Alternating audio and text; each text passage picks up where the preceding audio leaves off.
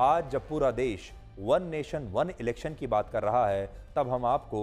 One nation one election के साथ साथ वन नेशन वन करप्शन के बारे में भी बताना चाहेंगे। आरोप है कि छत्तीसगढ़ की सरकार ने इस साल के लिए जिन मुफ्त पुस्तकों को प्रकाशित करवाया, उनमें ज्यादातर पुस्तकें सरकारी स्कूलों के गरीब छात्रों तक पहुंची ही नहीं, और ये पुस्तकें छात्रों तक पहुंचने की बजाय कबाड़ के इस गोदाम में पहुंच गईं।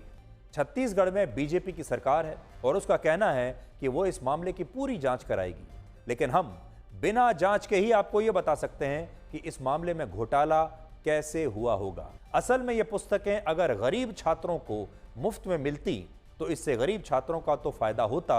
लेकिन भ्रष्ट अफसरों को इससे कुछ नहीं मिलता। इसके अलावा इन पुस्तकों को बाजार में बेचना बड़ा मुश्किल था, क्योंकि इसमें फंसने का डर बहुत ज्यादा था, और इन पुस्तकों पर साफ साफ लिखा है कि ये किताबें बिक्री के लिए नहीं है, इन पर लिखा है नॉट फॉर सेल, और ये सरकारी स्कूलों के छात्रों के लिए ही छापी गई हैं। लेकिन आरोपों के मुताबिक कुछ भ्रष्ट अफसरों ने इन पुस्तकों को रिसाइकल करने के लिए कबाड़ का काम करने वाले कुछ कारोबारियों को भेज दिया, और एक ऐसा भ्रष्टाचार किया जिससे आप समझ सकते हैं कि भारत में अभी वन नेशन और वन करप्शन की व्यवस्था चल रही है, जो आम आदमी का और गरीबों का खून चूसती है और गरीबों के बच्चों की किताबों को दीमक की तरह चाट जाती है, गरीब के परिवारों का हक मार लेती है।